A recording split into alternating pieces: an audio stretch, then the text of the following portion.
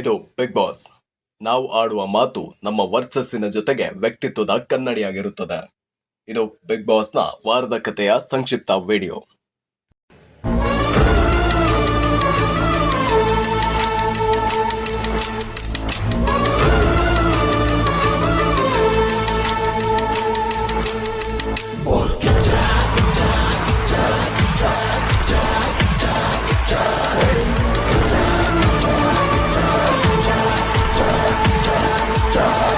ಹೇಗಿತ್ತು ನಮ್ಮ mimicry? Actually Bigg Boss season 11ರಲ್ಲಿ ಈ ಬಾರಿ ಕಂಟೆಸ್ಟೆಂಟ್ಗಳಿಂದ ಬಂದಿರುವ TRPಗಿಂತಲೂ ಕೂಡ ಸಂಡೇ ನಡೆಯುವಂತಹ ವಾರದ ಕತೆ ಕಿಚ್ಚನ ಜೊತೆ ಅನ್ನುವ ಕಾರ್ಯಕ್ರಮದ ಫ್ಯಾನ್ಸ್ ಜಾಸ್ತಿ ಆಗಿದ್ದಾರೆ ಅಂತ ಕಾಣ್ತಾ ಇದೆ. ಬೇಸಿಕ್ ಪಾಯಿಂಟ್ ಅಂದ್ರೆ ಇಲ್ಲಿ ಕಿಚ್ಚ ಸುದೀಪ್ ರವರ ಮಾತುಗಳು ಜನಕ್ಕೆ ಇಷ್ಟವಾದಂತೆ ಕಾಣ್ತಾ ಇದೆ.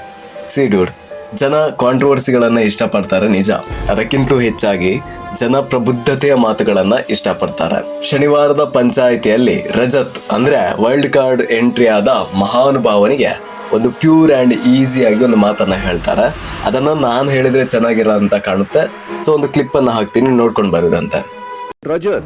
ರಜತ್ ಹಾಫ್ ಸೀಸನ್ ಅನ್ನ ನೋಡ್ಕೊಂಡು ಬಂದಿರೋದ್ರಿಂದ ಸ್ವಲ್ಪ ಮೆಚೂರ್ಡ್ ಆಗಿ ಆಡಿದ್ರೆ ಮೇ ಬಿ ಗೆಲ್ಲೋ ಚಾನ್ಸಸ್ ಇದೆ.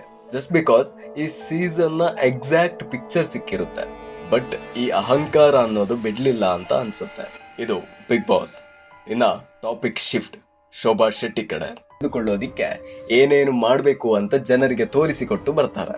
ಒನ್ ಮೋರ್ ಥಿಂಗ್, ಈ ಬಾರಿಯ ಇಷ್ಟು ಪಂಚಾಯಿತಿಯಲ್ಲಿ ಯಾರಾದ್ರೂ ಒಬ್ರು ರೋಸ್ಟ್ ಆಗ್ತಾನೆ ಬಂದಿದ್ದಾರೆ.